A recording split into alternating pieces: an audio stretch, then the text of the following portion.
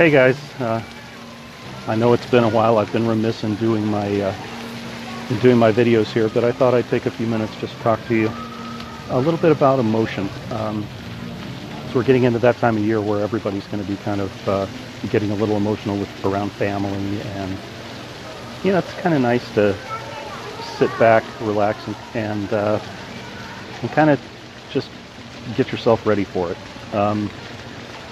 One of the things that I want to talk about, recently I've done a chapter that was very hard to write emotionally. Not so much that the emotion was hard for me, but it was hard for the characters. The problem with it is I had two emotional situations that had to come through. One, James, as you guys who have read the books know, is not a real competent person yet. He doesn't have a lot of experience, so he doesn't know how to stand up for himself.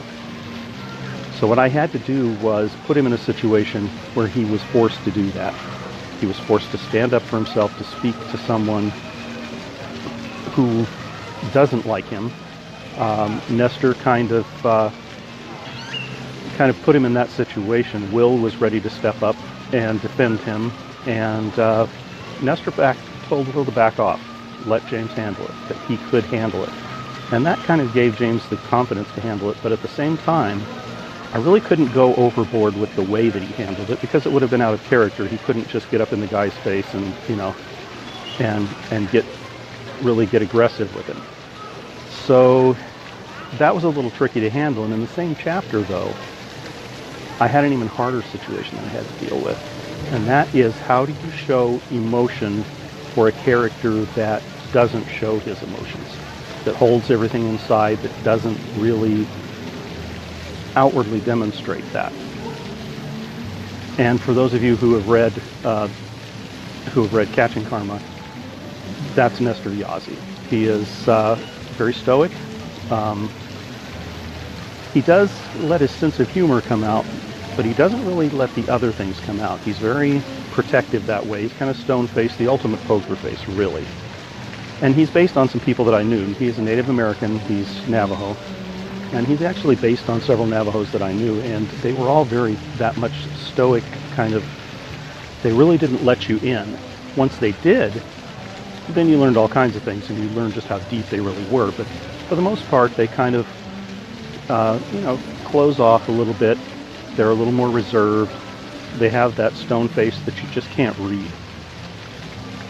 Now, I write my books in third person, and I write them from the point of view of James. That it's a limited, third person limited point of view. I'm always looking over James's shoulder, or if he's not the one in the chapter, I have to pick a main character to look over their shoulder. Well, this chapter, a lot of people were there. James was there, Will was there, Nestor was there, so therefore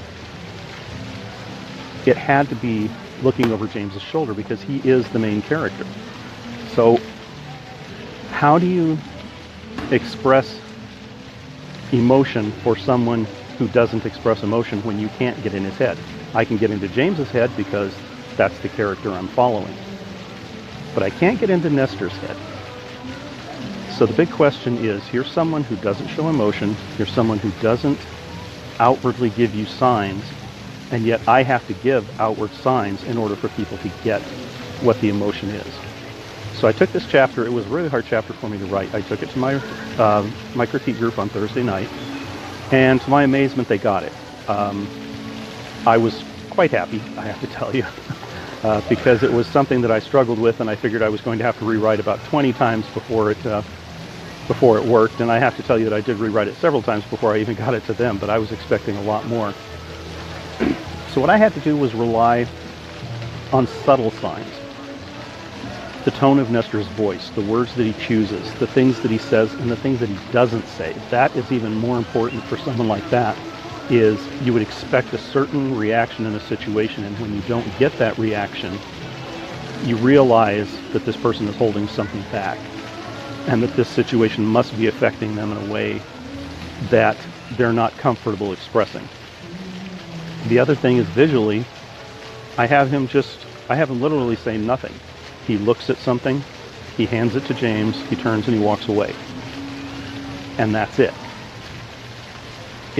It really lets you know, without him saying a word, that this really affected him.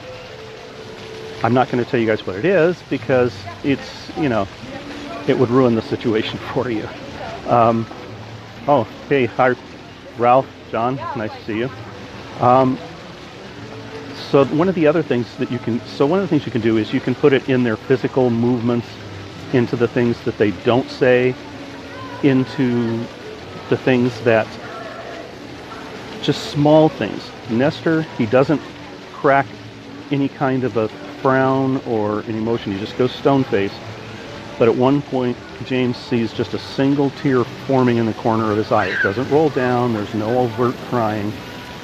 But it lets you know that this character, who doesn't express emotion, is deeply affected by what's happened. And that makes it almost more impactful than if you come right out and get in their head and say, he's crying, he's doing this, he's feeling this, he's showing, he's pounding on walls, whatever.